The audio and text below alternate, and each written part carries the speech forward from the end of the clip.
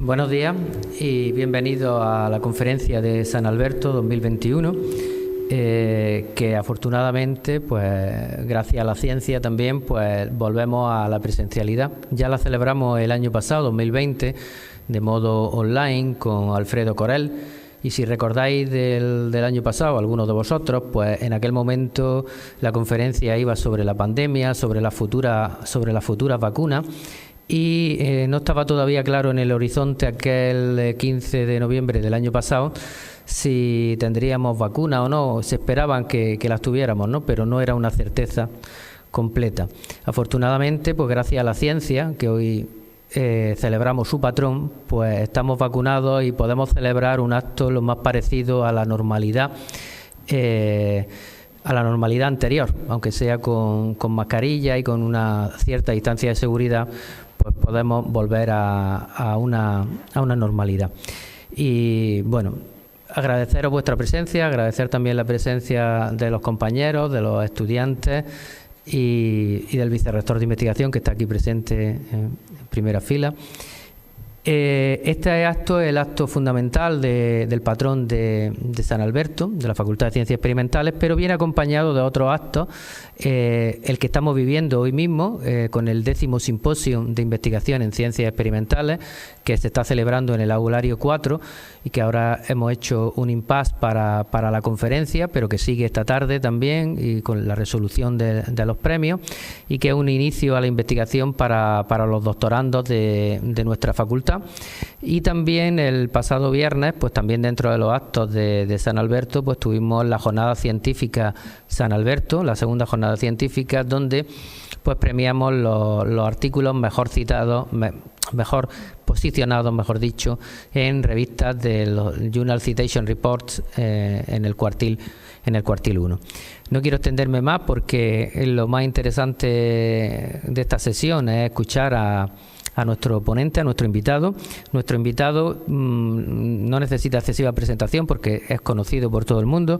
Es Miguel Delibes de Castro, profesor de investigación de la Estación Biológica de Doña Ana en Sevilla, del Consejo Superior de Investigaciones Científicas, y actual presidente del Consejo de Participación del Parque Nacional de Doña Ana desde 2013.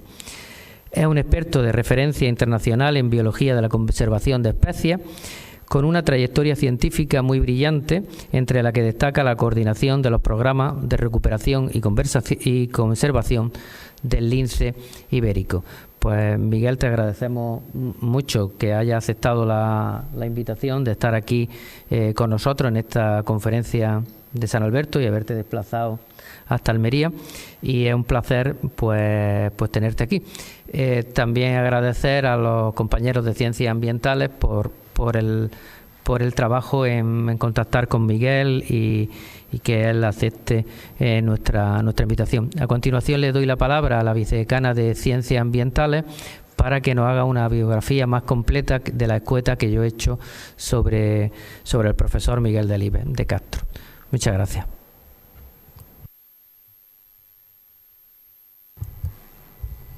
Buenos días. Buenos días. Yo voy a ser muy breve porque lo que interesa es escuchar a Miguel.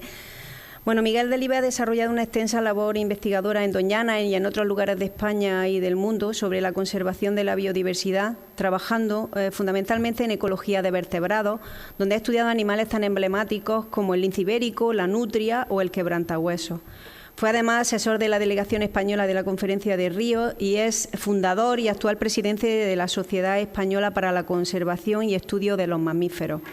Además de su notable y prolija producción científica, con entre los que destacan más del centenar de artículos, libros y capítulos de libros, también tiene una importante actividad divulgadora que ya comenzó cuando colaboró con Félix Rodríguez de la Fuente, trabajando, entre otras cosas, en la redacción de la Enciclopedia Salvat de la Fauna. Uno de los logros más valorados por la comunidad científica ha sido su relevante papel en el desarrollo de la biología de la conservación en España. Por todo ello, a lo largo de su trayectoria investigadora ha recibido cuantiosos premios, entre los que destacan el Premio Nacional de Medio Ambiente Félix Rodríguez de la Fuente o el Premio Jaume I de Protección del Medio Ambiente de la Generalitat Valenciana, entre otros, ¿no? Hoy tenemos la suerte de tenerlo con nosotros para que nos dé una visión sobre la crisis ambiental actual y el futuro de la conservación de la naturaleza, y como ya ha comentado el decano, pues estamos muy agradecidos de contar con su presencia. Y bueno, ya sin más, dejamos que intervenga él. Gracias a todos.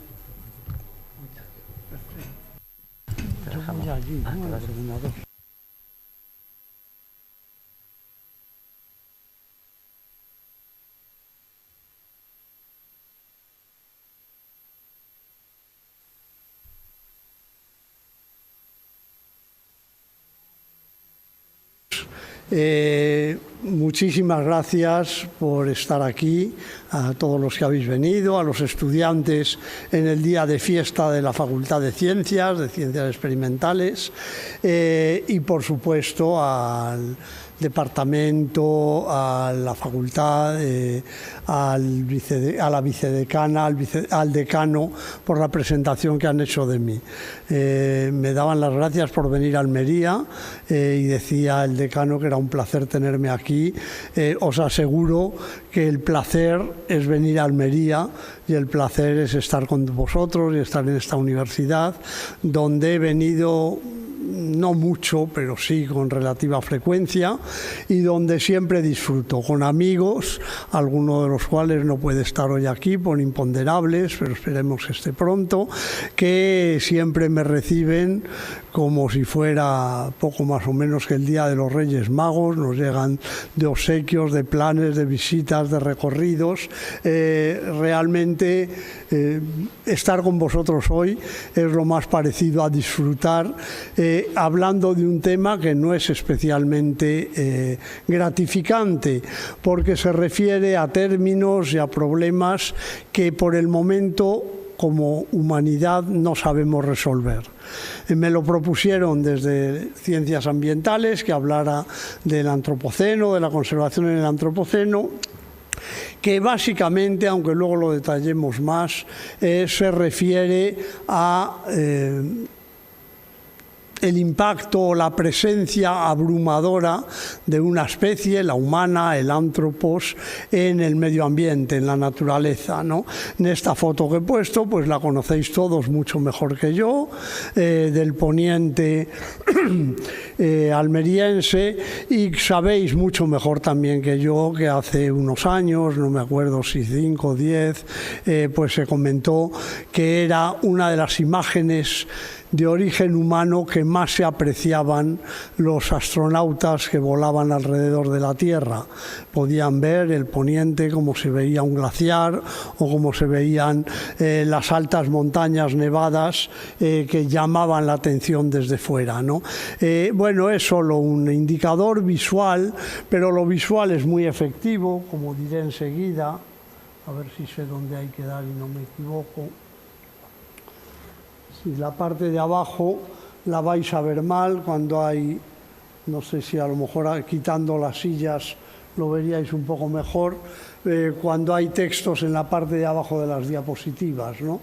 Bueno, lo visual es muy importante, tan importante que aunque hace muchos siglos o bastantes siglos que sabemos que la Tierra gira alrededor del Sol, que somos una esfera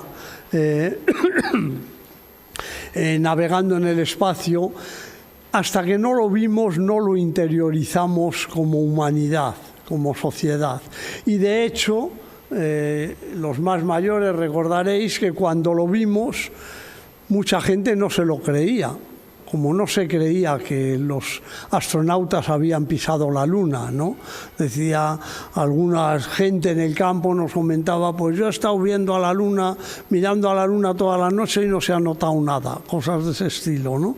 Bueno, lo cierto es que esa imagen, que creí que iba a desaparecer, es de la Nochebuena de 1968, lo pone abajo. La fotografió el astronauta Bill Anders a bordo del Apolo 8, lo llamaron Amanecer de la Tierra, es la Tierra amaneciendo por detrás de la superficie de la Luna. El Apolo 8 estaba circunvalando la Luna en ese momento y es la primera imagen en color de la Tierra. Esta imagen dio nombre al planeta azul, que antes decía vuestra o nuestra, si me permitís, vicedecana, que yo había trabajado con Rodríguez de la Fuente.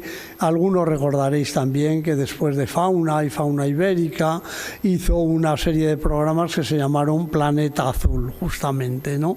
Bueno, esa idea del planeta azul en un fondo negro, único, cerrado, autónomo, caló en la mayor parte de la humanidad ilustrada, si podemos llamar así, formada, ¿no? Esta nos dio idea de que éramos un solo planeta, una sola sociedad, nos informó sobre la globalización más que muchos datos que estábamos dando por ahí, trasladando que éramos una sola nave en el espacio y que probablemente tenía que salvarse toda o hundirse completa, ¿no? No la íbamos a salvar a trocitos. Eso no quita para que cada vez que hay una crisis, pues surjan movimientos centrífugos donde países pues como el Brexit en Gran Bretaña quieren salirse de agrupaciones mayores porque piensan que solos les iba a ir mejor, o comunidades autónomas, regiones, etcétera. Pero lo cierto es que ya sabemos que somos una sola tierra y que el futuro que tengamos dependerá de la salud de ese planeta único que tenemos.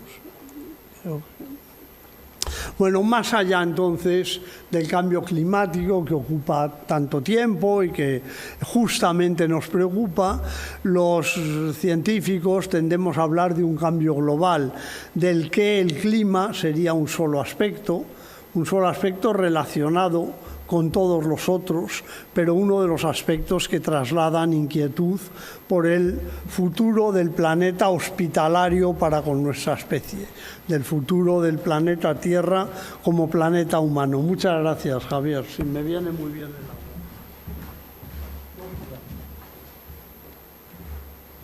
Gracias.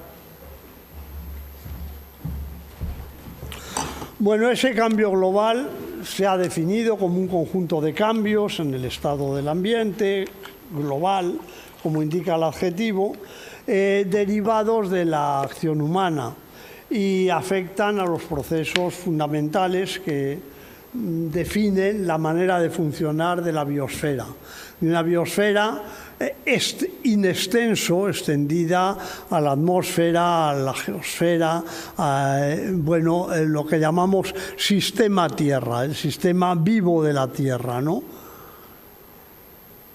La composición de gases de la atmósfera, los ciclos biogeoquímicos, los cambios en el uso del suelo, el agotamiento del agua dulce, la biodiversidad, incluso las enfermedades emergentes, como hemos vivido, estamos viviendo todavía, decía el decano, como recuerdan nuestras mascarillas, son aspectos relacionados con ese cambio global.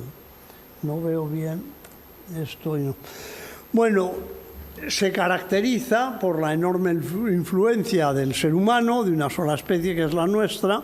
Esta figura es bastante antigua, ya tiene 20 años o 20 y tantos años, pero si se fijan ahí, a final del siglo XX, el ser humano, nuestra especie, había transformado el 40 y tantos % de la Tierra, de los paisajes de la Tierra, los había cambiado. La concentración de CO2, luego veremos qué más, había aumentado sobre los niveles basales un 20 y tantos %. Usábamos más de la mitad del agua dulce fácilmente disponible, sin contar la que está en glaciares muy profundos. Habíamos fijado casi tanto nitrógeno como el que se fijaba naturalmente. En un muestreo el promedio de muestreos globales por ahí, las plantas exóticas suponían que evidentemente por definición no son las mismas aquí que en Australia, las plantas de aquí son exóticas en Sudáfrica, pero aquí son exóticas las de Sudáfrica o las asiáticas. En todo caso, en promedio suponían un 20 y tantos % de las plantas en los distintos biomas, se habían extinguido el 20 y tantos % de las aves desde el principio, desde el final de las glaciaciones o un poco antes, y decía Vitousek esta gráfica fue una de las que apoyó, por eso lo pongo, la idea original de antropoceno, ¿no? En la primera descripción se apoyaron mucho en esta gráfica, en esta discusión, en esta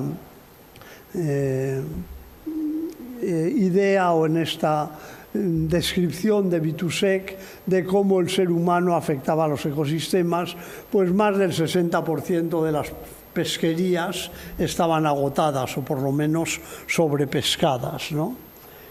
En otro trabajo distinto, el propio Vitousek, también a final del siglo XX, nos explicaba cómo hacíamos esto. Es muy sencillo, es muy fácil de entender e incluso intuitivo, pero tiene esa virtud del ser sencillo para poderlo transmitir, para que sea muy pedagógico, ¿no? Vitousek y otros decían, esta figura la he adaptado, está un poco cambiada sobre la suya, que estaba en inglés, que el efecto de la especie humana depende del tamaño de la población y el efecto de cada individuo. Esto es banal, es de cajón, ¿no? Sabéis que todas las especies modifican el ambiente. Vivimos en un ambiente fabricado por los seres vivos, si no, no podríamos estar aquí. Con lo cual, esta primera fila, la segunda fila de arriba, que depende del tamaño de la población y del efecto de cada individuo, valdría para cualquier especie. Javier y Marian me hablaban ayer del azufaifo, como una especie sobre la que están trabajando y un poco emblemática de respuesta o capacidad de adaptación al cambio global, también indicadora. Bueno, pues el efecto del azufaifo en los ecosistemas de Almería depende del número de azufaifos y de lo que haga cada planta. Entonces esto no es muy complicado ni muy distintivo, salvo que normalmente el número de azufaifos o el número de palomas o el número, yo qué sé, de lombrices, pues se ha movido dentro de unos límites, pero no ha explotado. Y luego una paloma, un azufaifo de hace 3.000 años tenía el mismo efecto, cada individuo, que un azufaifo de la actualidad. Y sin embargo, con nuestra especie sabemos que no es así, ¿no? Veremos que no es así. Pero luego ya la tercera fila se refiere a cómo el tamaño de la población y lo que hacemos cada individuo afecta al ambiente a través de nuestras actividades. Esto ya es distinto que con cualquier otra especie biológica. Nosotros hacemos agricultura, industria, recreo, comercio, y esto varía en el tiempo y en intensidad. El recreo del siglo XXI,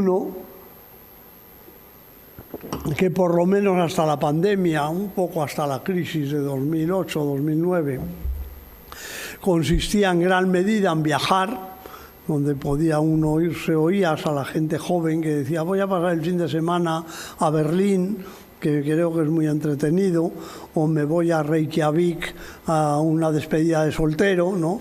Bueno, pues esto no se parece nada al recreo de mis abuelos, o mucho menos al recreo, al cómo pudieran divertirse los humanos de hace unos miles de años, ¿no?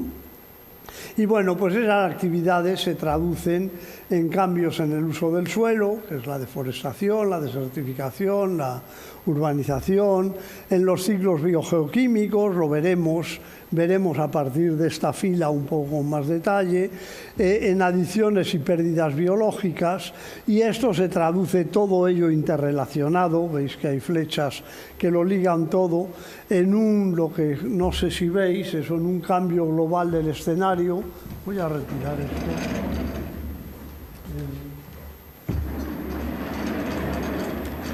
En una conferencia, me estoy acordando, en Asturias, hace bastantes años, porque ya fallecido, hablaba Lynn Margulis. Y Lynn Margulis hablaba sobre la importancia de la simbiosis, de la cooperación en la evolución y todo esto, pero yo no sabía que Lynn Margulis era, aparte de una señora listísima, una señora muy exigente, y estaba en una situación parecida a la mía de hoy. Pidió que retiraran las sillas y cuando ya lo habían hecho se bajó al escenario y vio que la mesa tapaba también un poquito y exigió que se llevaran las mesas. Y entonces tardamos como 20 minutos o media hora en empezar la conferencia, porque hasta que no se sentó abajo y lo vio bien, no quiso comenzar a hablar. Bueno, pues abajo veis un cambio global del escenario que afecta el clima, el nivel del mar, la fertilización, los contaminantes, la capa de ozono, etcétera. Hay un cambio global de los actores, que es básicamente la biodiversidad, y que están muy relacionados, lógicamente. Yo suelo comentar que es un poco como las series de televisión, estas que duran muchos años, ¿no? Que cuando algún actor o por lo que sea, pues tiene un accidente, o una actriz está embarazada y no debe dar imagen de embarazada en la serie, pues tienen que cambiar el escenario y se los llevan a otro tal, cambian un poco el argumento hasta que puede volver a como antes, ¿no?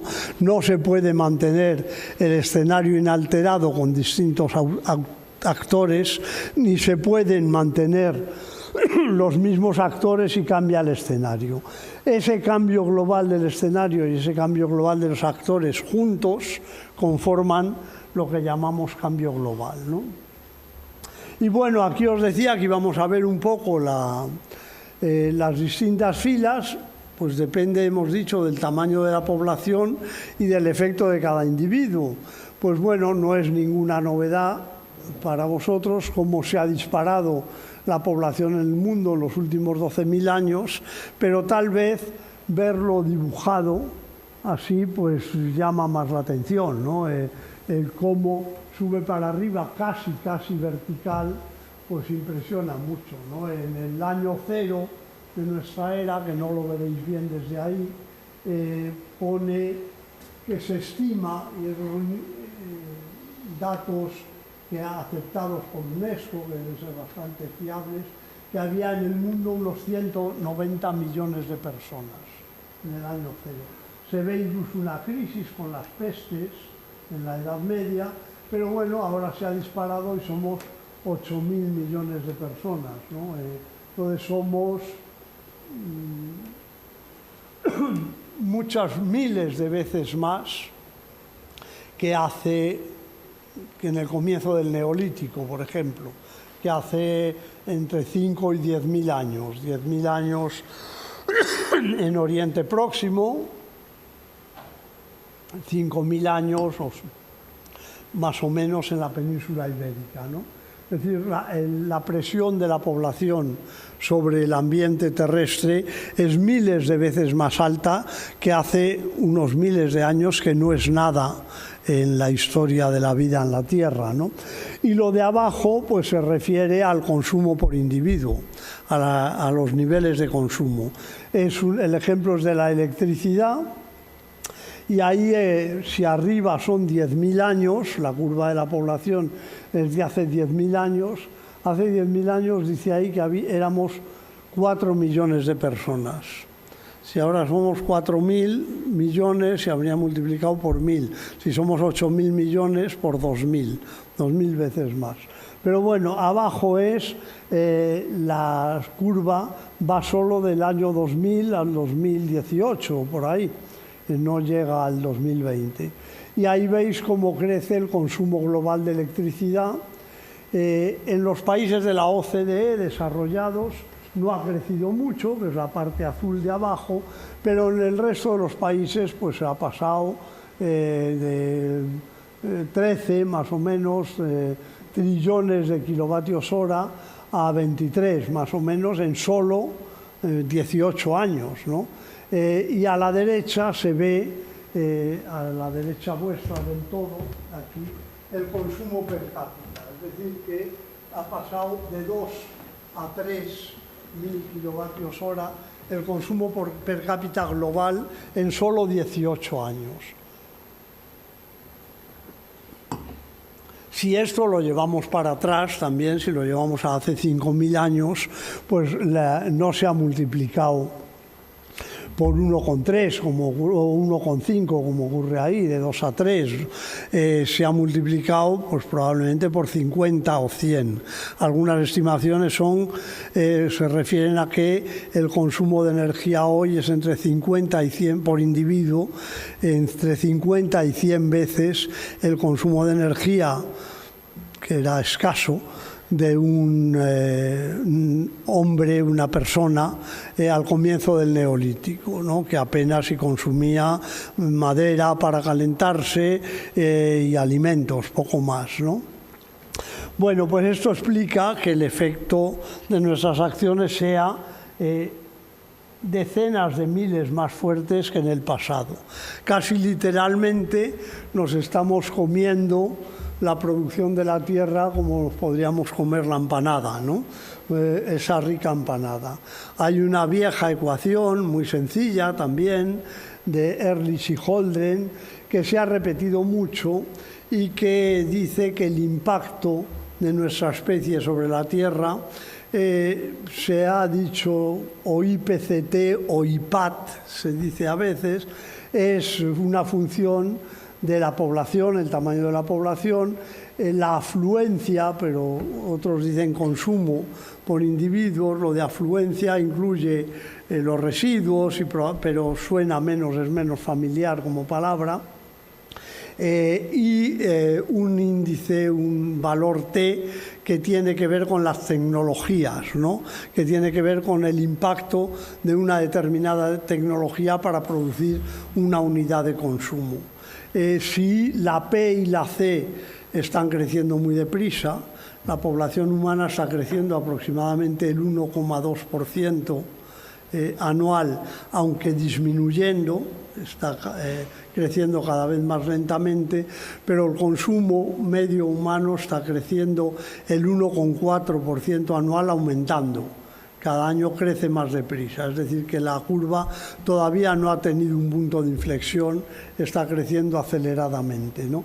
Entonces tendríamos que fiarnos de una tecnología muy inferior a 1 para poder reducir la huella ecológica global de nuestra especie. La P por la C no dejan de crecer alarmantemente, y es cierto que los optimistas ambientales se fían de la tecnología como que pudiera resolver todos nuestros problemas, ¿no? Sabéis que hay un cierto debate, aunque las dos cosas vayan paralelas, entre quienes aspiramos o aspiran a reducir la liberación de gases de efecto invernadero y los que aspiran a inventar algo que los pueda recoger y los pueda eliminar de la atmósfera, ¿no? Bueno, sería ese debate entre tender a reducir la población o el consumo o fiarlo todo a la tecnología, diciendo, como se suele decir, que siempre la humanidad ha encontrado remedio a sus problemas, frase tramposa.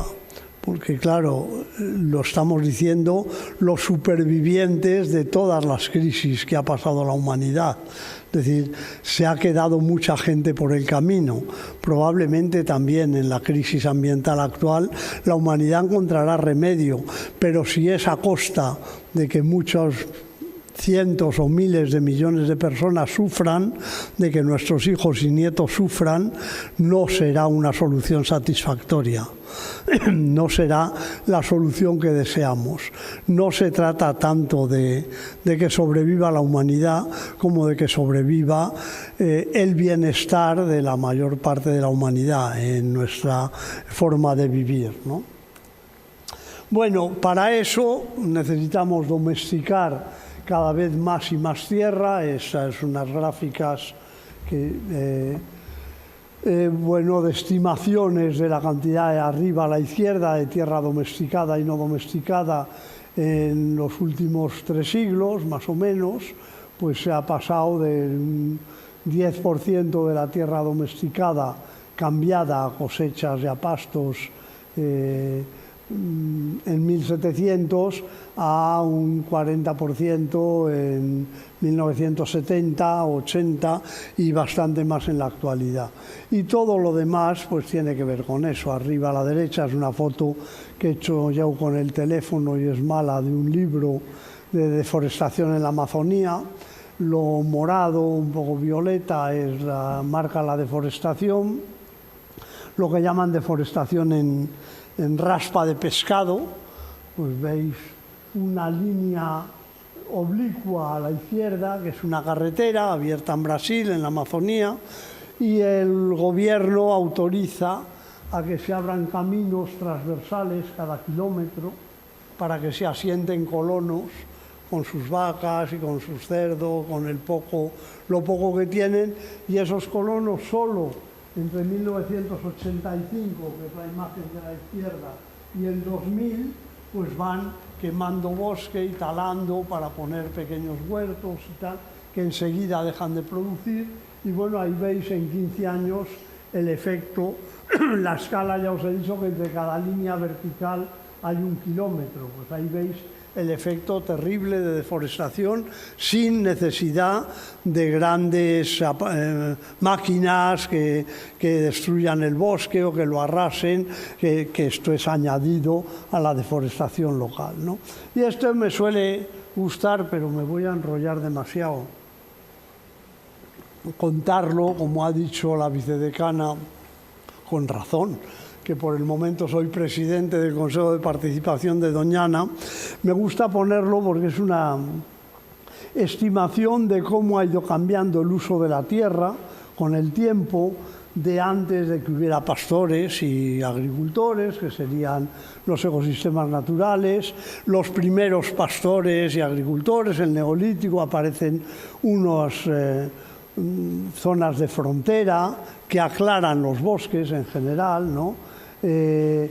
A la derecha ya es con agricultura de subsistencia y pequeña escala, aparecen en el Neolítico del todo, aparecen las zonas urbanas, es decir, la gente produce ya un exceso de producción que se puede guardar, con lo cual no hace falta nomadear, no hace falta ir de un lado a otro, porque puedes guardar comida para la época del año peor. Y cuando luego se intensifica la agricultura, se intensifica la urbanización, prácticamente van desapareciendo los ecosistemas naturales, aparecen arriba a la derecha azul las zonas protegidas, ¿no? Esto lo suelo contar hablando de Doñana, pero vale para cualquier otra zona protegida, para explicar que son distintas de los ecosistemas naturales. Las zonas protegidas son un invento relativamente reciente, una respuesta conservacionista a un exceso de deterioro, a un percibido exceso de deterioro de los paisajes naturales, para recrearlos, pero para recrearlos artificialmente. Cuando me dicen, es que Doñana ya no es natural, digo, ¿cómo va a ser natural un sitio protegido con 100 kilómetros de alambradas y 60 o 70 guardas que están todo el rato arriba y abajo, ¿no? Si lo natural hubiera sido que no existiera Doñana. Doñana es un sitio artificial que tenemos que saber conservar, o Sierra Nevada o Cabo de Gata, con los criterios más razonables para hacerlo, pero escogiendo. Nosotros no lo dejamos completamente al albur de la naturaleza. Cuando en Doñana nos dicen este año ha llovido mucho y se ha inundado, cosa que desgraciadamente hace más de 10 años que no ocurre, tenéis que sacar con barcas a los gamos porque se están ahogando.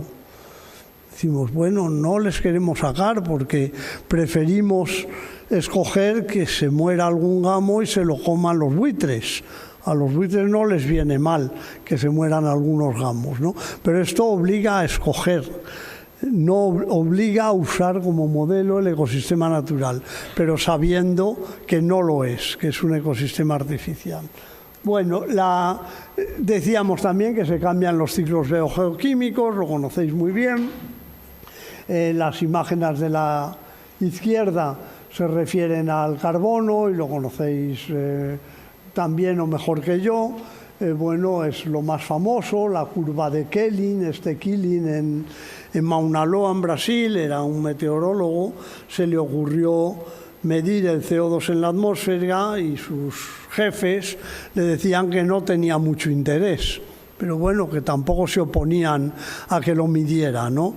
Cuando se puso a medir el CO2, vio que subía y bajaba en un ciclo anual, que es lo que está en el recuadrito pequeño dentro del otro recuadrito, es decir que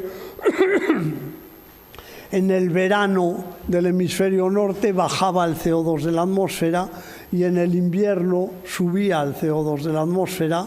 Esto tuvo mucha repercusión en su momento, pues sobre todo entre los hippies que hablaban de la madre tierra, y cuando Keeling descubrió inspiración y expiración, como que la tierra cogiera y soltara CO2, dijeron, es la respiración de la madre tierra, no tiene que ver con la respiración, pero sí que es un ciclo anual donde cuando las plantas tienen más actividad recogen el CO2 para crecer, para fabricar hojas, para fabricar raíces, etcétera, etcétera.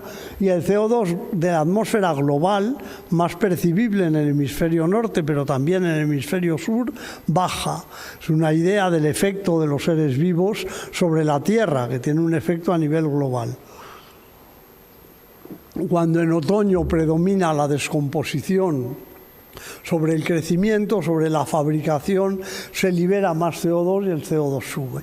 Pero Keeling vio también que cada año bajaba un poco menos y subía un poco más, que es la línea roja que va subiendo.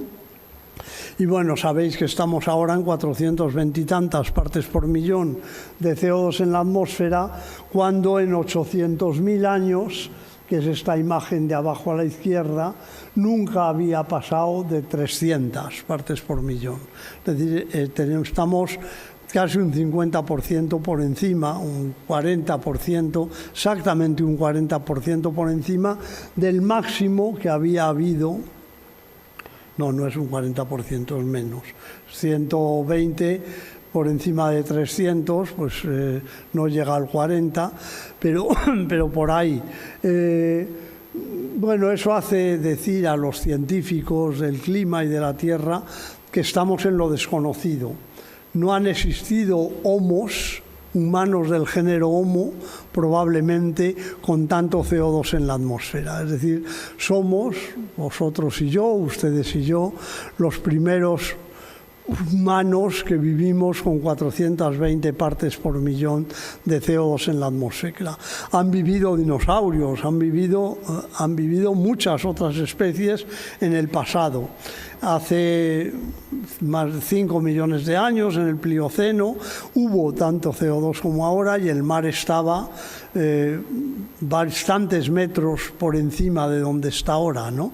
Es decir, que probablemente en una situación de equilibrio con este CO2 el mar tiene que subir todavía mucho, ¿no?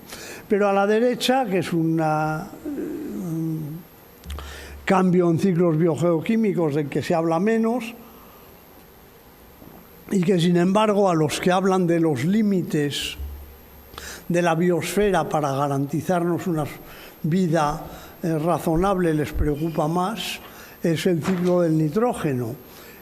Sabéis que el nitrógeno es muy abundante en el aire, el 70%, pero este nitrógeno es inerte y no lo podemos aprovechar los seres vivos, no lo aprovechan las plantas, no. Tienen que ser microorganismos los que lo fijen, lo transforman en amonio, en amoníaco, y a partir de ahí pues se integran los sistemas vivos, lo recogen las plantas, sirve para fabricar las proteínas que forman nuestro cuerpo, los animales, o los ácidos nucleicos que tenemos en todas las células y que tienen mucho nitrógeno. Bueno, pues esto, el nitrógeno fundamental para los seres vivos, se percibió ya hace muchos años, hace un siglo, antes de un siglo probablemente, pero desde luego hace un siglo, se percibió que podía ser un factor limitante para el crecimiento de nuestras huertas, para la alimentación del ser humano. Entonces fueron los alemanes, sobre todo, los que entre la Primera y la Segunda Guerra Mundial, incluso antes de la Primera Guerra Mundial, en 1900 más o menos, empezaron a pensar que no iba a haber nitrógeno suficiente para fabricar nuestros alimentos, para alimentar a las plantas que nos sirven para comer, que nosotros comemos, ¿no? Entonces hicieron un esfuerzo científico muy importante para aprender a sintetizar nitrógeno biológico a partir del nitrógeno atmosférico. Bueno, ese fue el proceso de Haber-Bosch. Haber consiguió hacerlo, pero hacía muy poco, fabricaba muy poco nitrógeno biodisponible con el nitrógeno del aire, y Bosch mejoró el sistema para fabricar ya nitrógeno biodisponible, fertilizantes artificiales en grandes cantidades. Antes, yo recuerdo cuando era niño, había muchos anuncios en la carretera, en tal, y se hablaba del nitrato de Chile, que eran suelos que se traía de Chile a todo el mundo, en los desiertos del norte de Chile, para fertilizar como fertilizante. Bueno, cuando se inventó, que es la parte azul de abajo, el nitrógeno sintético, se empezó a usar cada vez más. También, como las legumbres tienen muchas bacterias, rizobacterias, de las que fija el nitrógeno, y estaba aumentando con la agricultura, pues se creó la zona esta verde. La roja son las tormentas, que también transforman algo de nitrógeno, que enseguida vuelve a la condición de inerte, o sea, dura poco tiempo, pero lo cierto es que si en 1920, que es aquí, 100 era el nitrógeno fijado biológicamente por las bacterias de una manera natural. Lo rojo, que sería 110, digamos hasta 110, es lo que fijan rayos y relámpagos, las tormentas, ya digo que poco estable, ¿no? Y lo verde, lo verdecito claro, es lo que fijan las legumbres, o el incremento a la natural que fija la agricultura, ¿no? Pero ahí ven que llegaría pues a 125, quizá 130, muy generosos, ¿no? Pero a partir de ahí se suma el nitrógeno sintético, el nitrógeno, los fertilizantes artificiales,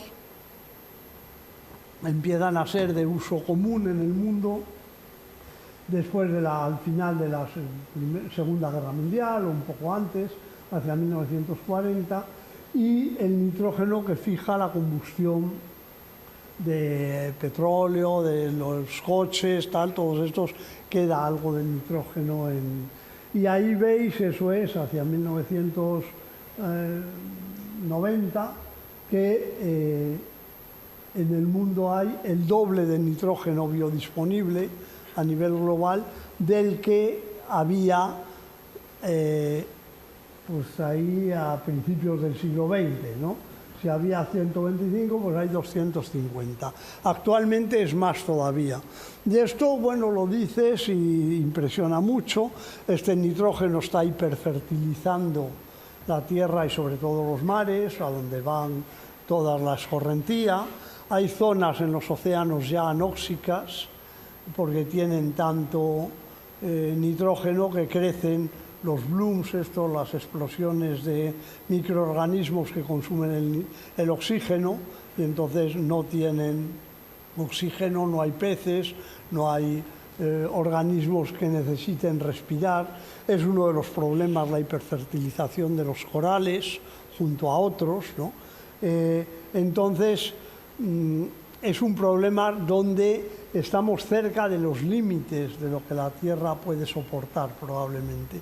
A mí, de todas formas, cuando hablo esto, lo que más me impresiona es saber que a nivel isotópico, a nivel molecular, la mitad o algo más de la mitad del nitrógeno que tenemos en mi cuerpo y tenéis en cada uno en vuestro cuerpo, del nitrógeno de vuestros músculos, de los aminoácidos de las proteínas del músculo o del nitrógeno del ADN, se ha fabricado artificialmente. Es decir, que no se ha fijado de forma natural, sino que procede de una fábrica. Me parece muy llamativo, ¿no? Muy impresionante. Veo mal la tecla para pasar. Bueno, a la derecha del todo estaban los cambios biológicos. Decenas de miles de especies y millones de poblaciones de seres vivos desaparecen cada año a consecuencia de los cambios locales y globales en los hábitats, la sobreexplotación, como ocurre en las pesquerías, el efecto de especies invasoras, etc.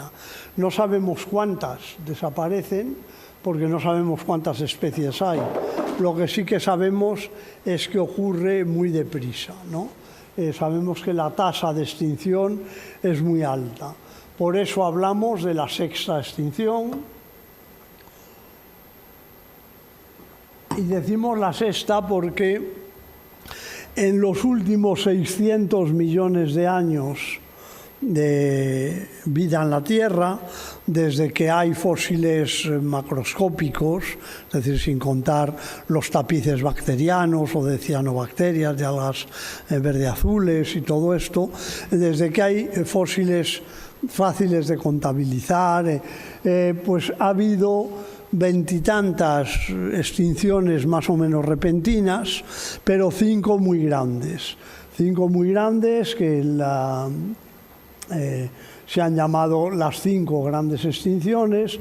La última, al final del terciario, entre el terciario y el cretácico, hace unos 66 millones de años, es la más famosa porque desaparecieron los dinosaurios y por aquello del Parque Jurásico y que nos pilla relativamente cerca, aunque mucha gente no lo sepa y pregunta si los dinosaurios convivieron con los humanos y cosas de ese estilo.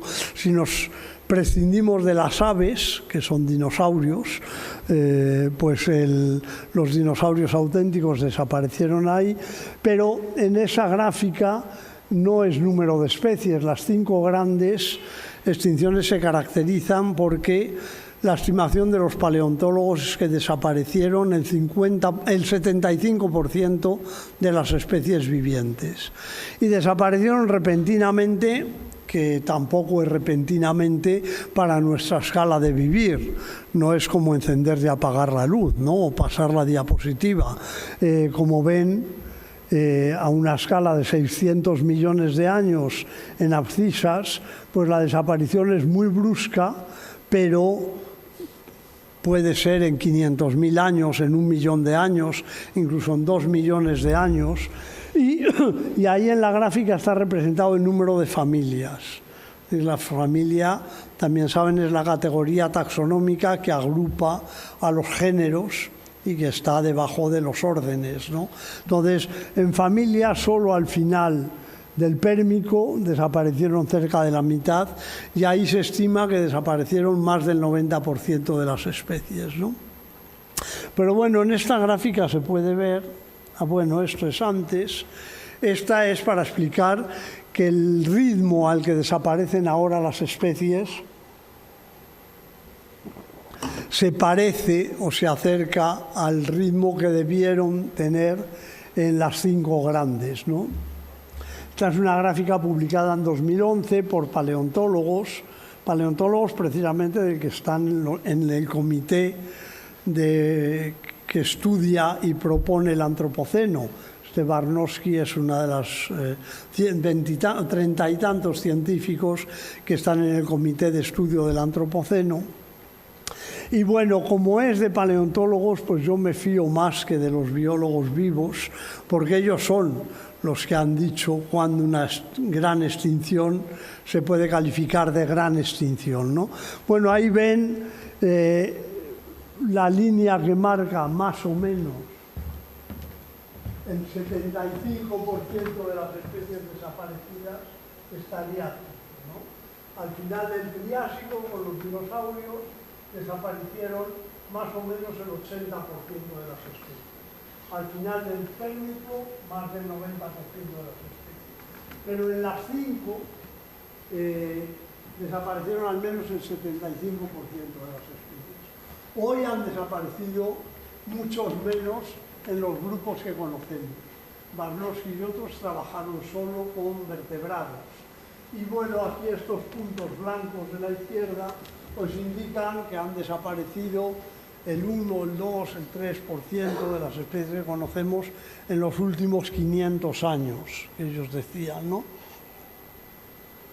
Sin embargo, la curva que va aumentando va señalando el plazo de especies ya extintas a especies críticamente en peligro crítico, que define la Unión Internacional de Conservación de la Naturaleza, y a especies simplemente en peligro.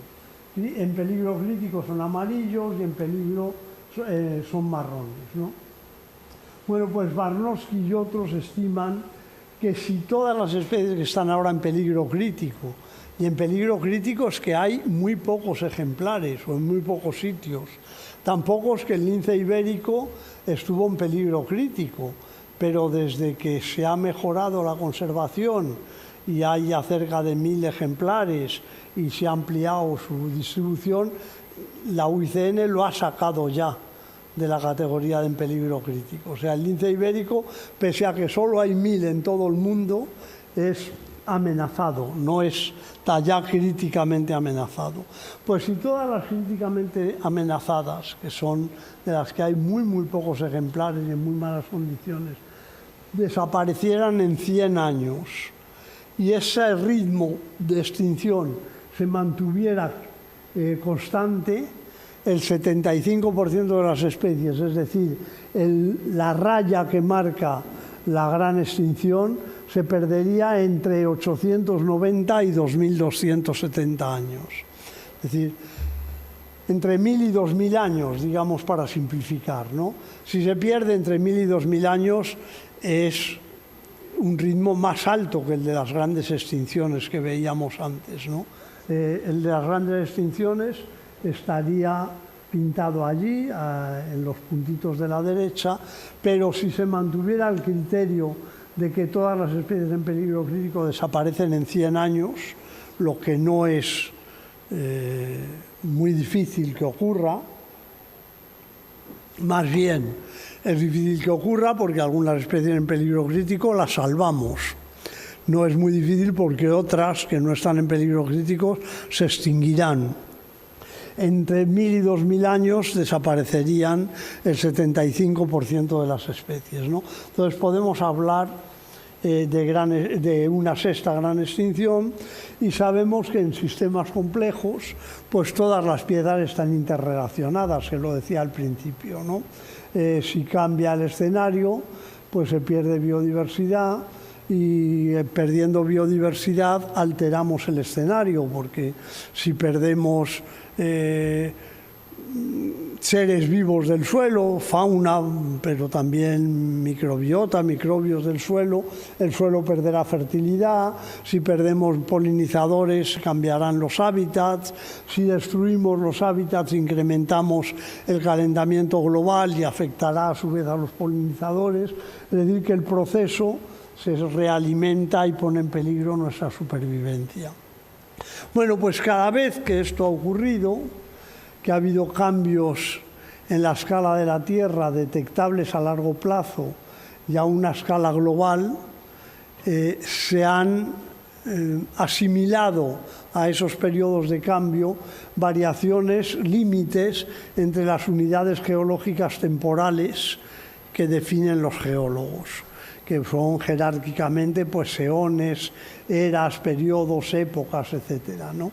Ya lo veíamos en la figura de arriba, que las 5 grandes extinciones más o menos coinciden con cambios importantes, con pasos de unos periodos a otros en la historia de la Tierra.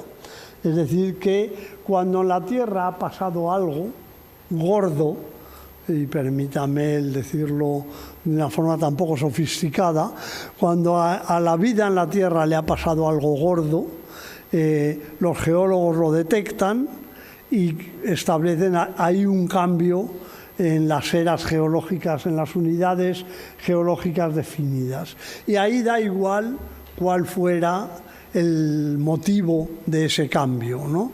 En algunas extinciones masivas, la última se sabe bien, entre el Terciario y el Cretácico, en el límite en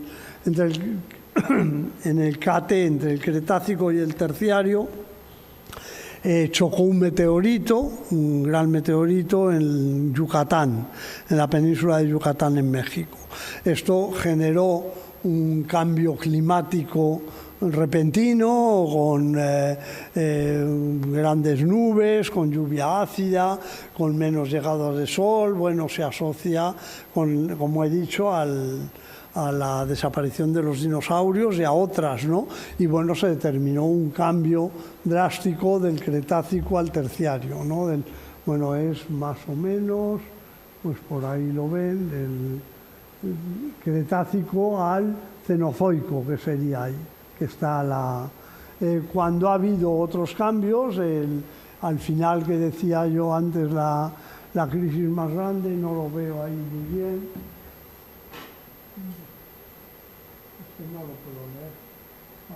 Bueno, se pasa del Paleozoico al Mesozoico, ¿no? Directamente al final del Pérmico.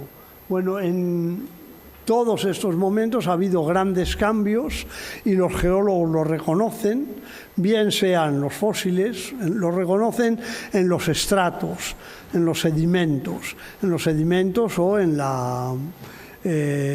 sedimentos que pueden ser también recogidos en los glaciares, por ejemplo, que recogen la composición de la atmósfera en el momento en que se formaron, o en otros, ¿no? Bueno, con frecuencia se asocian a extinciones masivas, y la causa ahora de esos cambios gordos pues sería nuestra especie. Es todo lo que hemos estado señalando hasta ahora. Sería el efecto humano sobre la Tierra. La magnitud, la variedad y la longevidad de esos cambios, de los cambios que ya hemos producido, dejan señales en todo el globo. Es decir, se van a poder apreciar, se pueden ya apreciar, y los geólogos estiman que se podrán apreciar a largo plazo y a escala global. Son un poco las condiciones para determinar una nueva unidad geológica, ¿no? El que se puedan apreciar a una escala global, que no sea un fenómeno muy local, y que se puedan apreciar a largo plazo, es decir, que dejen una firma que los geólogos podrán reconocer. Cuando dentro de 100.000 años, si hay geólogos, puedan estudiar, tienen que haber encontrado un cambio, tienen que poder decir, usando otra vez el lenguaje poco sofisticado que les decía antes, pues en algún momento de hace 100.000 años en la Tierra pasó algo gordo porque lo detectamos en todas partes, ¿no?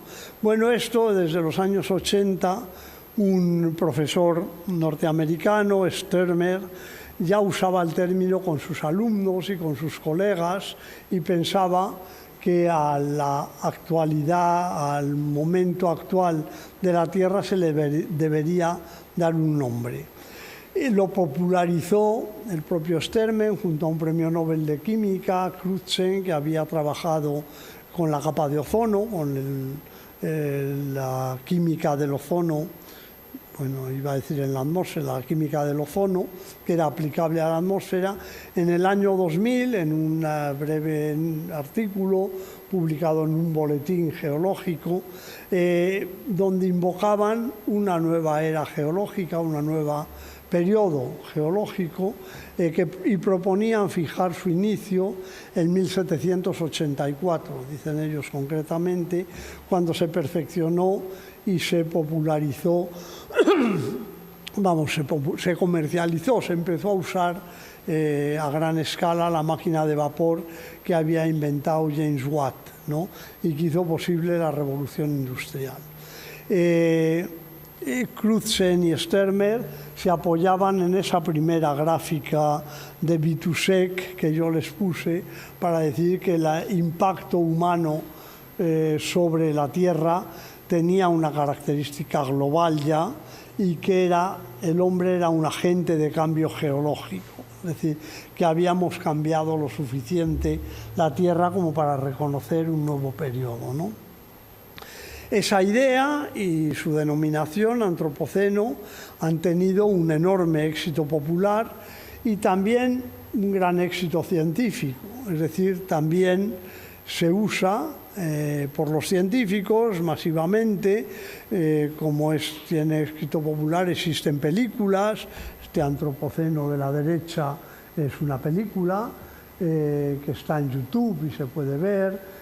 Otros son libros más bien de divulgación, viviendo en el Antropoceno, pero también hay revistas científicas que tienen la palabra antropoceno en el título, como La ciencia del antropoceno, un periódico, una revista científica internacional sobre el antropoceno, o la revista del antropoceno, que es lo mismo. Revistas científicas de mucho éxito que incluyen el antropoceno en su título, por más que, como diré luego, el antropoceno no es todavía un periodo geológico, es decir, no ha sido aceptado como un periodo geológico. Es una palabra, un término que transmite mucho, que invita mucho a preocuparse, a investigar, a trabajar, pero que todavía no ha sido confirmado, aunque se esté trabajando para ello, ¿no? Bueno, sí se ve bien. La propuesta original situaba el antropoceno como una nueva unidad geológica, una nueva época geológica detrás del Holoceno, que había comenzado al acabar la última glaciación. Estas son propuestas de cómo colocar el antropoceno de distintas maneras. Aquí ven que estaría pues, dentro del periodo cuaternario, dentro de la época pleistocena, y las etapas, bueno, no, dentro no, fuera, es lo que se ve aquí. Fuera de la época pleistocena está en todos sería una nueva época. Aquí veis el antropoceno con distintas etapas, bueno, puede ser el bajo, alto, tal, y el antropoceno, el pleistoceno habría comenzado, según esto, hace 2,5 millones de años, más o menos, y el Holoceno, pues hace solo 11.000, según algunos, o bueno, ya lo veremos en algún momento, ¿no? Una opción, no, perdón, es que estoy viéndolo mal, aquí sería el Holoceno, antes de colocar el antropoceno. La opción 1 es colocar el antropoceno como una época que sucede al Holoceno, y no se sabe, tiene una interrogación, cuándo empezaría. Y la opción 2 es colocar el antropoceno y sacar el Holoceno para meterlo dentro del Pleistoceno. Es decir, que el Holoceno dejaría de considerarse una época nueva, sería simplemente una etapa, y el Antropoceno seguiría al Pleistoceno. La razón es que para algunos proponentes del Antropoceno habría que retrasarlo lo suficiente, como veremos enseguida, como para incluir lo que ahora llamamos época Holocena, o gran parte del Holoceno, ¿no? Bueno, ¿cuándo se habría iniciado? ¿En qué momento y dónde habría que colocar el clavo dorado que colocan los teólogos para marcar el paso de una unidad temporal a otra? Es decir, para determinar una nueva época es importante señalar con un clavo que se ve ahí arriba a la derecha un modelo, un ejemplo de ese cambio de unidad geológica reconocido por los geólogos. A mí me impresionó mucho cuando estuve, he estado varias veces, pero estuve rodando un documental en el Flis de Zumaya, que es la foto grande, y también las fotos pequeñitas que salen a la derecha. Y el Flis de Zumaya me impresionó mucho ver de pie esos estratos marinos que se han levantado, que continúan en el mar y penetran en el mar, porque siempre oímos que los sedimentos son las páginas del libro de la historia de la Tierra, pero pocas veces se ven mejor las páginas que hay, ¿no? Ahí dirías, es un libro que han encuadernado y han preparado para que la gente lo pueda ver, ¿no? Bueno, pues en el Flis de Zumaya hay 60 millones de historia de la vida en la Tierra, y en el Flis de Zumaya hay algún clavo dorado como este, que está clavado ahí en una sección de un límite global estratigráfico entre una sección y es el punto donde han clavado o han atornillado, más bien un tornillo dorado. Eso lo están haciendo en Zumaya, como digo, la Comisión Geológica Internacional para hacerlo, ¿no? Bueno, si el límite es tan difuso que no somos capaces de señalar un comienzo, es difícil que los geólogos acepten el Antropoceno. Dices, bueno, sí que se ha cambiado mucho, pero es muy gradual, hay que buscar el punto donde poner. Es decir, la revolución industrial, pues sí que todos nosotros sabemos que la revolución industrial ha cambiado profundamente la vida, nuestra manera de vivir y las señales que dejamos en la Tierra, pero la máquina de Watt no ha quedado en el registro geológico. Hasta que esos cambios no se puedan registrar, no podemos colocar ese tornillo dorado, ese clavo dorado, ¿no? ¿Cuándo le podemos poner? Pues una primera señal geológica del dominio humano sobre la Tierra es el uso del fuego. Cuando los humanos, y esto fue hace mucho tiempo, hace 1 millón de años o más, ya había homos que eran capaces de quemar, si no domesticar del todo el fuego, sí usarlo para quemar, producir incendios de origen antropógeno en algunos lugares desde el Pleistoceno inferior. Es decir, que hay lugares donde ya se puede registrar carbón de incendios masivos que no son naturales, que se pueden asociar a los humanos. Lo que pasa es que eso, como les decía antes, no es un fenómeno global. Eso existía en África, en algunos lugares de África, se ha detectado en Sudáfrica, se ha detectado en muchos lugares, pero es un cambio llamativo en la historia de la Tierra porque aparecen muestras de un carbón que no se ha formado en incendios recientes, que no son naturales, pero es muy local, no es global y no serviría como límite, ¿no? También se ha propuesto la extinción de la megafauna por acción humana, de los mamíferos mayores de 100 kilos,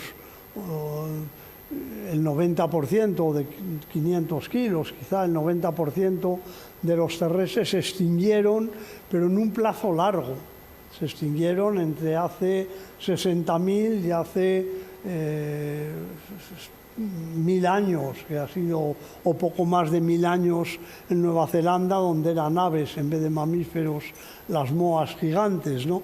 Pero esa megafauna se ha extinguido por acción humana, aparecen los sedimentos, se encuentran restos, huesos de seres desaparecidos como los mamuts, aparecen en el permafrost, ahora que se está descongelando, pero también ocurre, hace eso entre 10.000 y 50.000 años, de nuevo alcanza el Pleistoceno, desaparecería el Holoceno, pero con diferente intensidad en distintos momentos. En África fue mucho menos que en América o que en Australia, por supuesto, ¿no?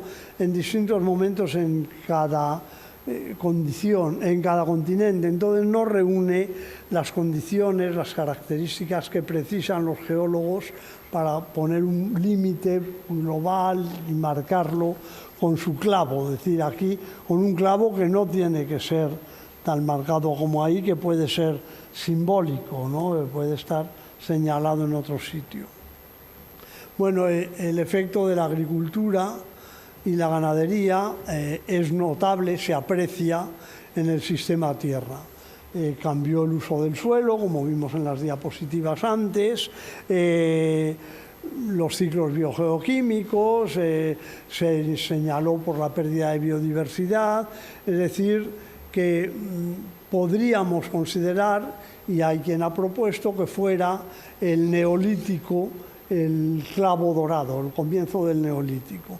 De nuevo le falta precisión, porque la agricultura y la domesticación se produjo en distintos momentos en Eurasia, o que en Asia occidental de Europa, digamos norte de África, que en Asia oriental, que en América. En todas partes se inventó la agricultura, pero en distintos momentos, con distinta intensidad, entonces tampoco valía mucho, pero hace aproximadamente 5.000 años se produjo un mínimo de metano en la atmósfera que es detectable respecto a todo el Holoceno previo. Es decir, que en algún momento dado se produjo un mínimo de metano que a partir de ahí empezó a aumentar y no ha parado de aumentar, ¿no? Ese punto de inflexión se atribuyó al cultivo del arroz en China a gran escala y también en parte al incremento de las poblaciones de rumiantes domésticos que producen mucho metano en su digestión, ¿no? Entonces se ha propuesto que el inicio del antropoceno podría fijarse en ese cambio, en ese punto de inflexión donde el metano de ser bajito empezó a subir y no ha dejado de subir hace aproximadamente 5.000 años. Lo que pasa es que se ha comprobado que algunos forzamientos, algunos cambios en la órbita terrestre puede tener efecto sobre la liberación de metano por la agricultura, es decir, que no es lineal, a más agricultura, más metano, con lo cual probablemente no sea demasiado preciso tampoco, ¿no? El encuentro entre el viejo mundo y el nuevo, pues se ha señalado también, como se ha propuesto, como una frase, un momento para el inicio del antropoceno, ¿no? Bueno, fue el inicio del antropoceno y también, falta una O en cómo, lo fue de la globalización. Es la primera vez en que, desde el punto de vista humano, nunca mejor dicho, nos dimos cuenta de que el mundo era solo uno, que podía dársele la vuelta, que no había nada más allá de nuestro mundo, ¿no? Entonces, en esa época se produce un intercambio de personas muy importante, pero también un intercambio de productos. Algunos de ellos se han propuesto como fecha para el inicio del antropoceno. Por ejemplo, en 1600 ya se registra polen de maíz en muchos sitios, lagos y costas de Europa y también de Asia. Es decir, que el maíz americano ya estaba en todo el mundo y bueno, pues encontrar maíz fuera de América del Sur o de América del Norte, que es más del norte que del sur, podría ser un momento para decir, aquí iniciamos el Antropoceno. De la misma manera, hay fitolitos, estas biomineralizaciones que quedan en el registro fósil prácticamente microscópicas o casi de bananas, de plátanos, en Europa también en esa época. Es decir, que podría ser también decir, en América, plátanos son del sudeste de Asia y llegan a América y aparecen banana en gran escala en distintos puntos de América ya en el siglo XVII, ¿no? Podría ser también un inicio. Otro índice que me parece dramático, y yo he conocido casi preparando esta conferencia, es lo que llaman la hipótesis Orbis, y es que la llegada de los europeos a América provocó tal hecatombe a las poblaciones humanas, pasaron probablemente de 60 millones de personas o por ahí a 6 millones de personas, es decir, murieron el 90%, desaparecieron de los habitantes de América, que abandonaron la agricultura, mucha agricultura, dejaron de quemar mucha madera y entonces el CO2 atmosférico tuvo un bajón detectable en los testigos de hielo de los glaciares o en otro sitio y dices, bueno, pues hay un bajón atmosférico en este momento probablemente generado por la despoblación de América motivada por los colonizadores europeos, ¿no? Entonces se ha propuesto también utilizar ese punto concreto, esa fecha concreta de disminución del CO2 para fijar el comienzo del Antropoceno. A ver, aquí es.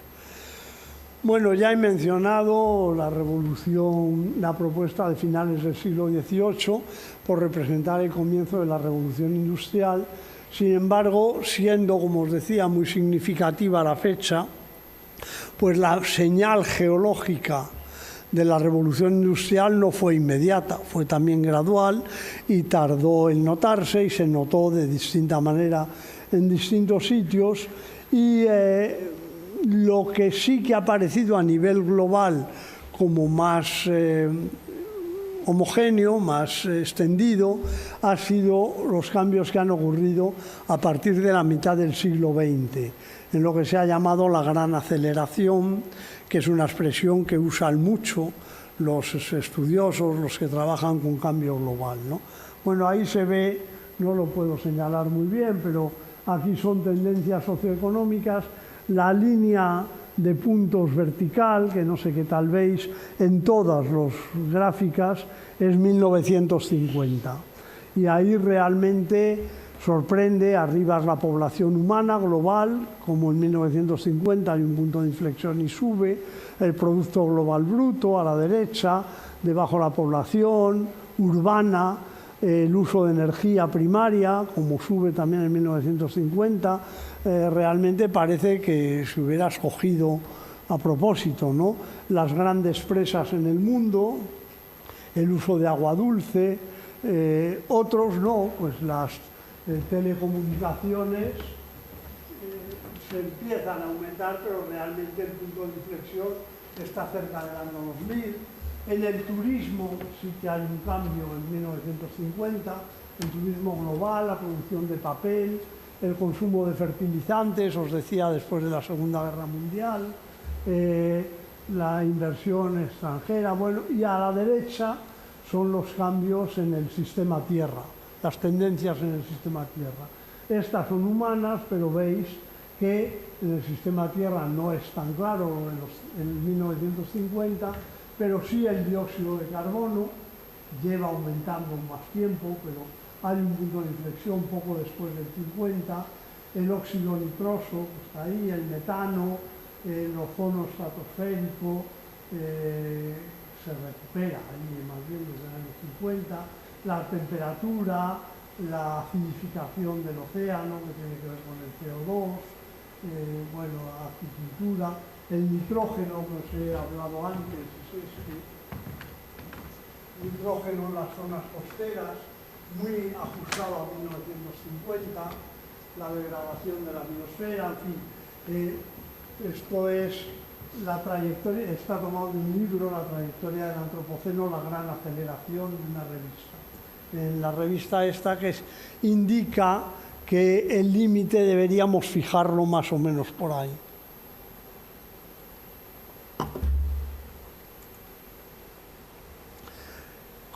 Sin embargo, todas esas tendencias dejan marcas, pero las marcas son más sutiles, no están tan claramente señaladas como para poderlas registrar a escala geológica, ¿no? Lo que se ha propuesto para concretar la fecha fue ubicarla en el pico de radioactividad que se detectó en los sedimentos en 1964 de radioactividad artificial, en 1964 como resultado de las pruebas con bombas atómicas, más que o tanto como las dos explosiones de bombas nucleares en Japón al final de la Segunda Guerra Mundial, de las pruebas que en los 50 llevaron a cabo básicamente los americanos, pero no solo, en el desierto de Nevada y en otros, y se alcanzó un pico de radioactividad que es muy radioactividad artificial, de radionúclidos artificiales, que es muy detectable en los sedimentos, ya digo. Aquí a la izquierda se resumen varias de estas propuestas que he dicho. Arriba es simplemente el paso del Pleistoceno al Holoceno, que bueno, aumenta la temperatura y está marcado, se ha fijado por los geólogos en hace 11.000 años, 11.000 y algo años, que es el final de la glaciación, es decir, es el comienzo de una época más cálida. Y hay 280 partes por millón de CO2 en la atmósfera. Y ya el segundo, tercero y cuarto gráficos son distintas propuestas para el comienzo del Antropoceno, ¿no? Ahí veis en la segunda, no sé qué tal se ve, pero verde es el metano que va bajando y tiene un mínimo hace 5.020 años. Y hace 5.020 años el metano que ha alcanzado su mínimo empieza a subir. Es un cambio de tendencia en el metano que, como os he dicho, se asocia al incremento del cultivo de arroz en Asia Oriental y al incremento del número de cabezas de ganado, de rumiantes domésticos en el mundo. Y desde entonces el metano verde no ha cesado de subir y mucho más en la actualidad, ¿no? Entonces una propuesta era fijar el comienzo en el año 5000, antes de nuestra era, 5000 antes de ahora, yo creo que es, para asociarlo al neolítico, digamos, ¿no? Es cuando el neolítico habría tenido un efecto en la atmósfera que es detectable en los testigos de hielo, en los glaciares, ¿no? Bueno, es una propuesta. Otra propuesta es Orbis, que os he dicho, la hipótesis Orbis, es cuando el CO2 tuvo un mínimo en 1610, probablemente asociado a la pérdida de población en América, cuando la población no era tan alta. Y con la pérdida de población fue una pérdida de abandono de cultivos, recuperación de bosques, que se recuperaron en gran medida, abandono de fuegos, etcétera, etcétera, y un bajón del CO2, pues llamativo, como veis baja, para recuperarse 200 años después, y ya comenzó a subir donde estamos ahora, y se propone 1610 como la fecha para ese clavo dorado, ¿no? Y la de abajo, pues es el pico de radionúclidos en los antropocinos, En los sedimentos, pues aquí, aunque lo haya bajado, pues un pico muy marcado de radioactividad en 1964. Es decir, que se propone en 1964, se propuso en 1964 para ligar el comienzo del Antropoceno a la gran aceleración, a la aceleración reciente. Bueno, los geólogos están discutiendo esto, ahí lo he escrito todo porque si no se me olvidan los nombres. El Antropoceno no está aún reconocido por los geólogos como una división formal del tiempo geológico. Tampoco está garantizado que llegue a serlo. Es decir, puede que el Antropoceno nunca llegue a aparecer en los libros de texto como una unidad de tiempo formal respaldada por la Unión Internacional de Ciencias Geológicas, que es la que debe, al fin de todo, validarlo. Es la que debe darle el sello y decir, sí, se acepta, ¿no? Se está trabajando para hacerlo. Hay un grupo de trabajo sobre el Antropoceno, que es donde está este Barnowski que os señalaba al principio, que a su vez forma parte de una subcomisión de estratigrafía del Cuaternario, que a su vez es una parte de la Comisión Internacional de Estratigrafía, que a su vez es una parte de la Unión Internacional de Ciencias Geológicas. Todos esos deben ir aprobando las propuestas que hace el grupo de trabajo para que la Unión Internacional acabe respaldando el Antropoceno como un nuevo periodo. Hacerlo tiene una connotación científica indudable, pero es más que eso. Bueno, creo que eso lo comento en la diapositiva siguiente, ¿no? Las últimas decisiones del grupo ya las conocemos, sabemos por dónde van. Son de mediado el año 2019 y por una mayoría muy marcada, pues si votaban, creo que las votaciones eran como 32 o 34 y unos 28 o 30 votaron a favor de estas resoluciones y 4 o 5 votaron en contra, no están de acuerdo, ¿no? O sea que una mayoría marcada del 90% o casi recomiendan que el Antropoceno sea considerado como una unidad cronoestratigráfica, es decir, que sea considerado como una unidad formal de la historia geológica de la Tierra y que tenga su correspondiente clavo dorado, que ellos lo llaman más técnicamente GSPP o algo así, ¿no?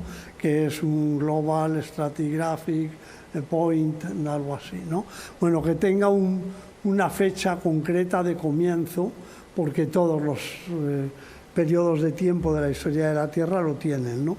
Y la segunda cosa que recomiendan es que la señal estratigráfica debería corresponder a mediados del siglo XX, es decir, a la gran aceleración, y que la más marcada y sincrónica en ese lapso de tiempo son los radionúclidos artificiales dispersados globalmente por las pruebas atómicas. Es decir, cuando yo era joven nos escandalizaba mucho cuando podíamos leer en el periódico que alguien había encontrado radioactividad en la leche de las madres esquimales, ¿no? Bueno, nos parecía, no teníamos la idea del mundo pequeño, de planeta único, de globalización, que les dije que generó la primera imagen de la Tierra desde la Luna o cerca de la Luna, y que una prueba atómica celebrada o unas pruebas atómicas en el desierto de Norteamérica llevara radioactividad a la leche de las esquimales nos parecía escandalosamente escandaloso, ¿no? Por decirlo así. Pero entonces, más que por la idea de contaminación global, por la idea antiatómica de frenar las armas atómicas, ¿no? Bueno, en todo caso, esto es lo que proponen. Y como digo, la propuesta no es inocente.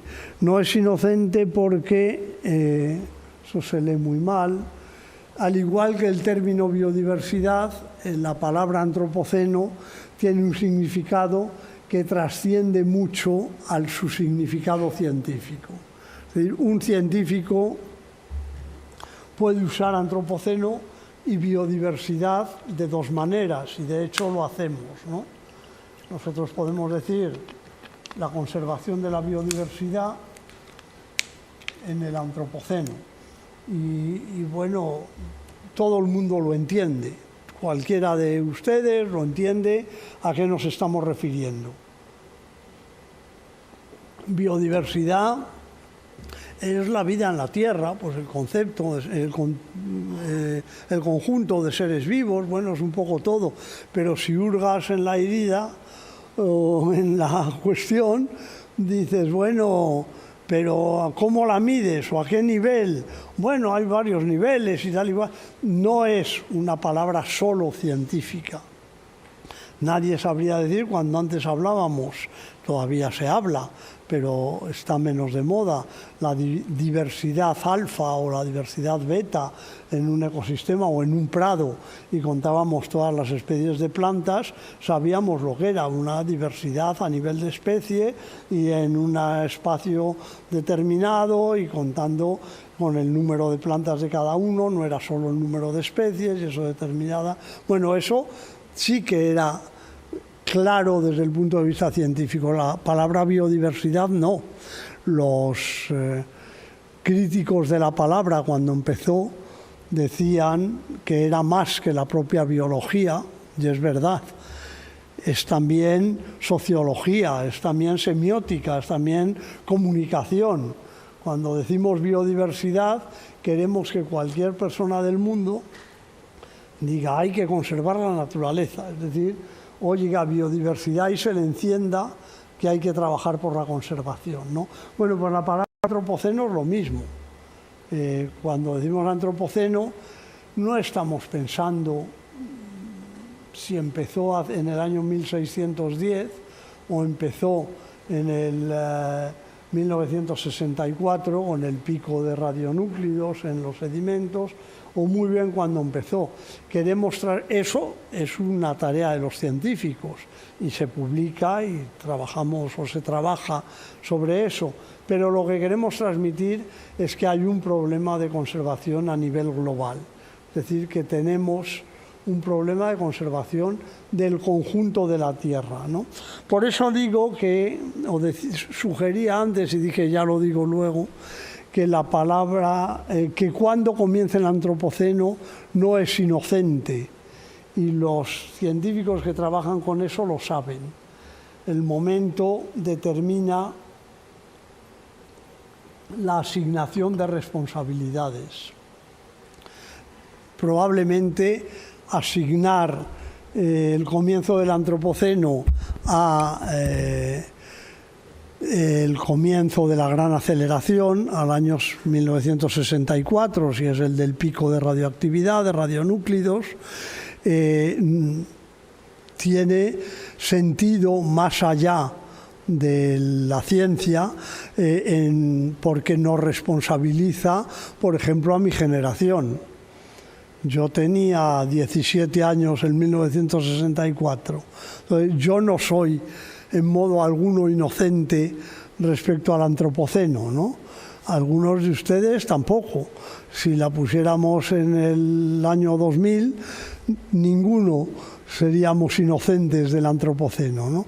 Sin embargo, si decimos, bueno, fue cuando empezó el fuego hace 1 millón de años, ya dejamos marcas en la Tierra, bueno, cada vez dejamos más, pero ¿qué le vamos a hacer? Está ligado a nuestra especie, ¿no? Nuestra especie deja señales a nivel global, pero no nos sentimos tan afectados, tan, entre comillas, porque no me gusta la palabra o no me gusta el hecho mismo de culpabilizar, no nos sentimos culpables, ¿no? No nos sentimos responsables. Esto lleva a otro debate, y ya digo que se lee muy mal ahí, que es el de los que pretenden eliminar la palabra antropoceno y llamarla capitaloceno. Es decir, que sería, si está ligado a la gran aceleración, está muy ligado a un sistema de vida económico capitalista en el que vivimos, y dicen, bueno, no se puede responsabilizar al ser humano como especie. más de la mitad de los seres humanos han contribuido muy poco a esa gran aceleración.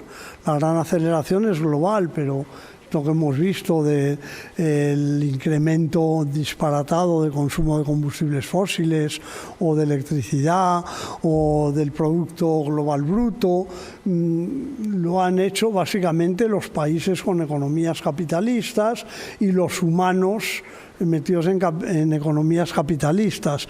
Entonces sería preferible, proponen, hablar de capitaloceno, responsabilizando a un sistema económico y no a una especie como la nuestra, que en la gran mayoría de sus integrantes, de sus individuos, sería inocente, ¿no? En todo caso, lo que sí que nos recuerda, lo que sí que invoca o quiere invocar la palabra antropoceno es, y me gustan las palabras de Carl Sagan, lo ligan con el comienzo de mi charla, nuestra responsabilidad de preservar y querer ese punto azul pálido que es el único hogar que siempre hemos conocido. Es decir, la idea de que tenemos un solo planeta y tenemos que conservarlo.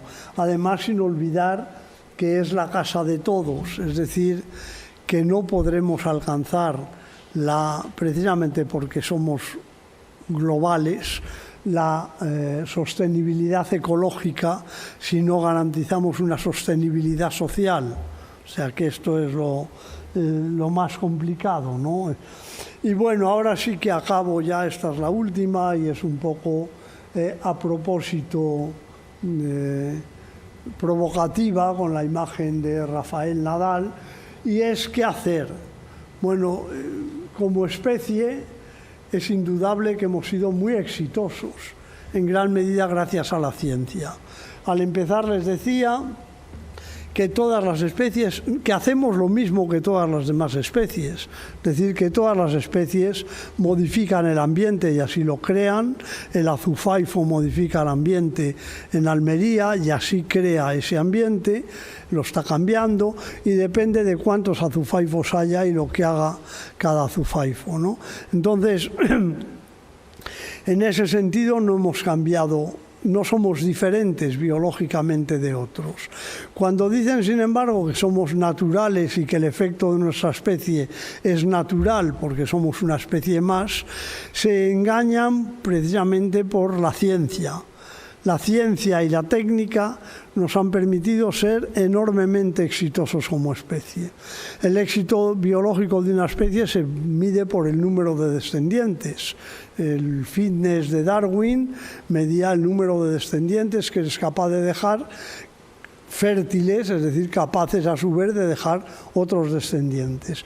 En esto hemos escapado de los límites biológicos, hemos sido capaces de generar muchísimos humanos, pero ese camino que nos ha permitido, ese camino de éxito que nos ha permitido llegar hasta aquí, ya no nos sirve. Y nosotros tenemos la capacidad intelectual para darnos cuenta de que lo que nos ha concedido el éxito durante 1 millón de años o 200.000 años de Homo sapiens ha llegado a su límite y seguir por la misma ruta sería un fracaso. Un poco lo ejemplifica las dos gráficas que les he puesto antes, ¿no? La de Haber-Bosch prueba el éxito de la ciencia para permitirnos crecer más. La ciencia permitió, los alemanes hicieron poco menos que un concurso público entre sus científicos para que inventaran una máquina, una manera de fabricar fertilizantes artificiales a partir del aire, a partir del nitrógeno del aire. Y esto nos permitió cultivar mucho más, la revolución agrícola, la revolución alimentaria, ser mucho más. Con el nitrato de Chile, que ya se habría acabado del principio del siglo XX, no podríamos comer tantos humanos como comemos hoy. Los fertilizantes artificiales son un ejemplo del éxito de nuestra especie motivado o generado por la ciencia y la técnica. Y la otra gráfica que yo ponía en paralelo, la de Keeling, del Mauna Loa, del CO2, nos revela lo contrario. Estamos aumentando el CO2 en la atmósfera, los gases de efecto invernadero, de una manera insostenible. No podemos seguir así indefinidamente y lo sabemos por el clima, ¿no? Lo sabemos básicamente por lo que nos dicen los expertos del calentamiento global, que es lo que nos ha preocupado más. Entonces, lo que la ciencia y las técnicas nos dice ahora es que proseguir por el mismo camino no es lo que nos va a llevar a vivir mejor o va a llevar a nuestros descendientes a vivir igual o mejor, sino que eso nos va a llevar a un abismo, a vivir peor, ¿no? Que es necesario parar, es necesario cambiar, tenemos que hacer las cosas de otra manera, acostumbrarnos a vivir de otra manera, con menos de lo que podríamos hacer, o haciendo menos de lo que podríamos, con menos de lo que podríamos tener o haciendo menos de lo que podríamos hacer, porque la ciencia hoy nos permite más de lo que la ciencia nos dice que podemos tolerar. Hay que parar de alguna manera. Y a lo que yo me refiero con estas tres imágenes es a la dificultad de hacerlo, como ejemplifican los resultados más bien pobres de la cumbre de Glasgow que acaba de terminar, ¿no? Que yo no conozco todavía a fondo, pero que dejan a todo el mundo un poco contento porque avanzamos un poco, pero descontento porque son poco rotundos, poco inmediatos, demoran las medidas para el 2022 a veces, para el 2030 otras, para el 2050, son poco ambiciosos, ¿no? Y es que parar es complicado. Tenemos que hacerlo, pero no sabemos bien. Y yo pongo ahí el ejemplo de una parada que no es tan difícil y es parar a nivel individual. Cualquiera de nosotros, y lo hacemos en general, dice, bueno, yo ya intento parar, uso menos el coche, voy en bicicleta, reciclo las basuras, procuro consumir productos locales, apago la luz siempre que puedo, cierro el grifo, bueno, está muy bien. A nivel individual no es tan complicado, eso es lo que quiero ejemplificar con Rafael Nadal, ¿no? Porque yo me acuerdo de esto siempre que le oigo decir, y le ha pasado varias veces en su carrera, podría ir a tal campeonato, pero tengo que parar si quiero prolongar mi carrera tenística, ¿no? Nadal no deja de ir a Wimbledon porque no pueda. Probablemente va a tener peores resultados de los que podría porque le duele algo la rodilla, ¿no? Pero lo que él dice, que es lo que a mí me llama la atención, es si quiero seguir viviendo como tenista muchos años, ahora me tengo que parar. Lo habla, supongo, con sus médicos, sus fisios, con su mujer, pero al fin y al cabo no es una decisión tan difícil, tampoco fácil. Me imagino que podría pensar, bueno, pues voy aquí, voy a ganar dinero, cobro tal y cual, y luego cuando ya no pueda más me retiro. Pero sus palabras diciendo, si quiero persistir, ahora tengo que parar, yo siempre que las dice me acuerdo de la tierra, aunque las diga un señor campeón de tenis, ¿no? Bueno, ahí se para y no es tan complicado. A un nivel global ya, y esa es la plaza mayor de Valladolid, de mi ciudad de origen, pues también hemos sabido parar con la pandemia. Más o menos hemos parado, pero ya con muchas más dificultades, ¿no? Ya sabemos con la mascarilla, con la apertura de los bares, con las discotecas, que no estamos todos de acuerdo. Sabemos que hay países ahora donde obligan a vacunarse y hay manifestaciones de los que no lo quieran hacer, pues si no te vacunas te echo del sistema de salud nacional porque no podemos tener gente sin vacuna, pero ahí ya es mucho más complicado parar. Y paramos diciendo, bueno, a ver cuándo nos dejan seguir corriendo para correr más que antes. Tenemos que recuperar todo lo que hemos perdido, ¿no? Ahí hay quien invoca la libertad, pues para no parar, porque eso genera perjuicios o genera dificultades, ¿no? Bueno, pues imagínense lo complicado que es, aunque lo tengamos que hacer eso a nivel global, porque como dicen las manifestaciones en Glasgow, no tenemos un planeta B. Es decir, no es fácil el desafío al que nos encontramos. Tenemos que intentar trabajar al nivel individual, al nivel local.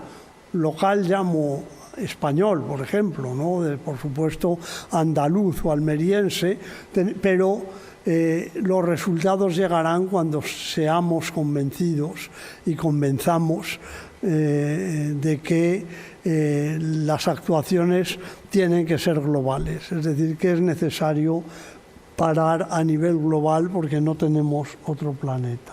Y con eso he acabado ya. Muchas gracias por invitarme y por vuestra atención. Estando en el borde del mar tenía que poner la imagen, una imagen marina y esperanzadora.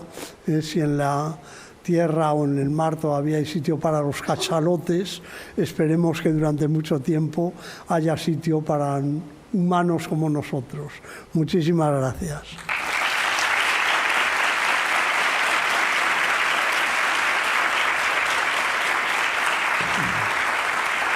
Muchas gracias.